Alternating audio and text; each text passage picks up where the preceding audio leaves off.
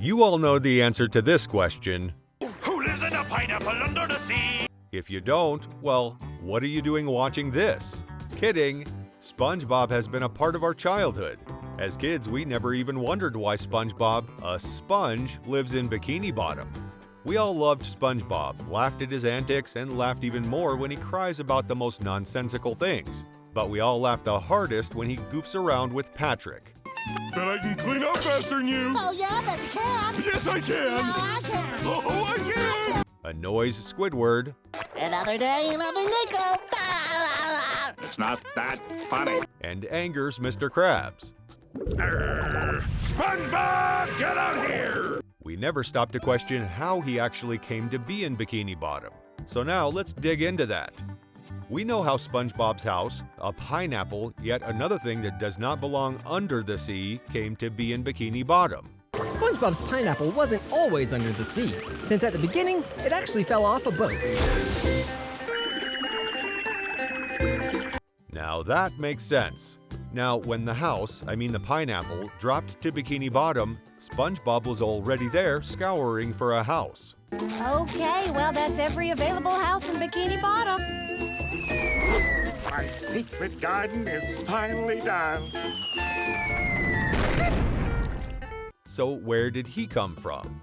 No one knows. But if we rephrase the question to, how come he is at the bottom of the sea, there may be an answer to that, at least from conspiracy theorists.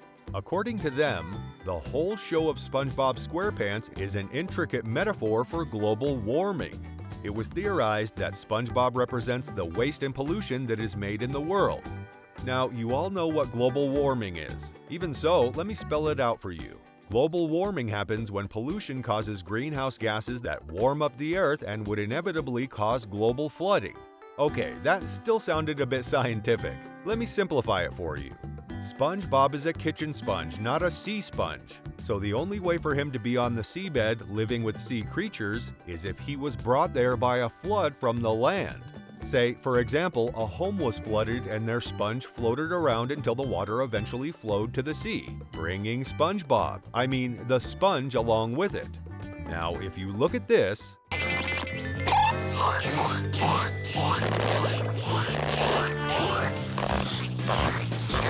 it may seem funny with the worms drinking the pineapple juice, but if you were to analyze that, that is what will happen to the world if global warming continues. If all the ice in the Arctic Sea melts, it will cause the water levels across the globe to rise. This, in turn, will cause floods, and some lands may be totally covered in water.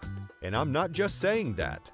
According to NASA, Antarctica is losing ice mass because it is melting at an average rate of about 150 billion tons per year. And Greenland is losing about 270 billion tons per year, adding to sea level rise.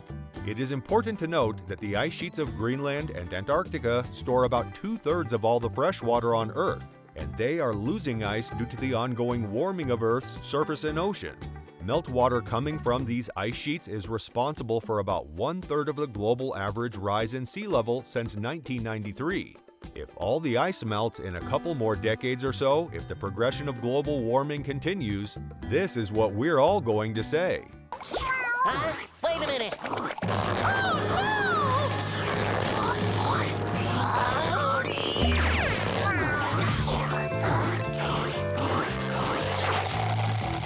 We will be left with nothing, and if it's worse, we'll just be floating around in the ocean with no land to step on.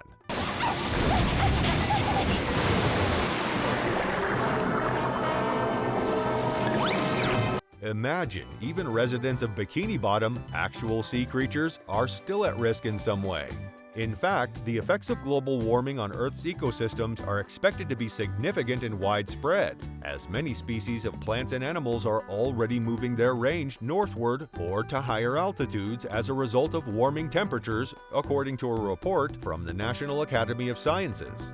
And here's more proof that SpongeBob SquarePants is an intricate metaphor for global warming based on this particular effect of global warming. Push! Push! If you expected an actual migration of the residents of Bikini Bottom, well, you shouldn't have. As I said, the show is just a likeness, or representation if you may, of the actual thing, and the residents moving the town from its original position may be characterized as migration. Another effect of global warming is the increase in average temperatures and temperature extremes. So when you hear someone say, "It's so hot, I'm melting," it might not be too much of an exaggeration. If you look at this,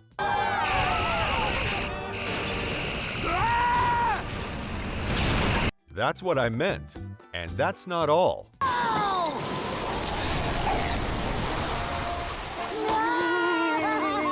That, too, is another effect of global warming. Scientists project that hurricane-associated storm intensity and rainfall rates will increase as the climate continues to warm.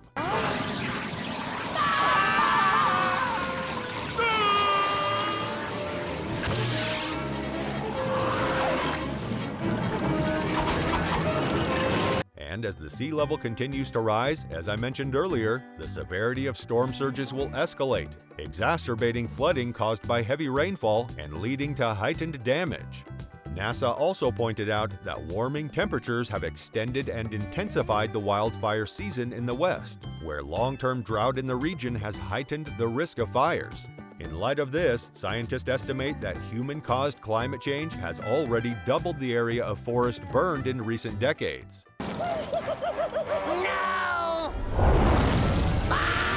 According to NASA, fire weather seasons have lengthened globally as drought remains the dominant driver of fire emissions. However, as of late, there has been increased fire activity in some tropical and temperate regions due to warmer temperatures that increase vegetation flammability. This is Perch Perkins reporting live from the Krusty Krab. Here's what you should know.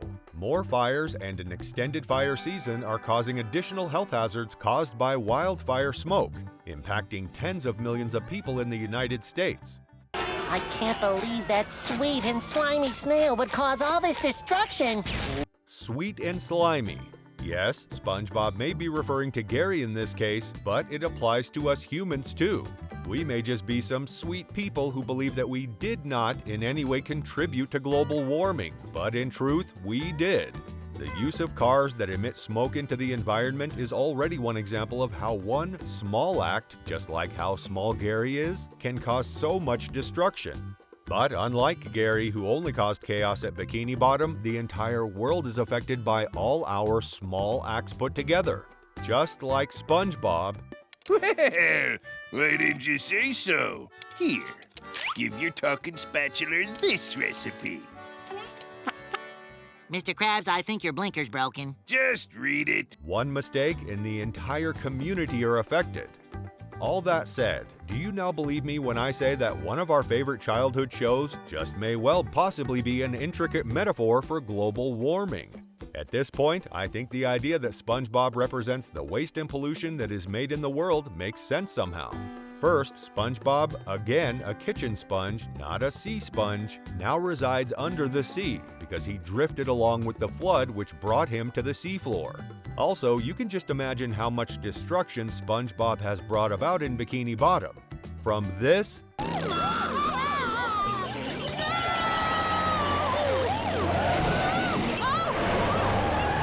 to this.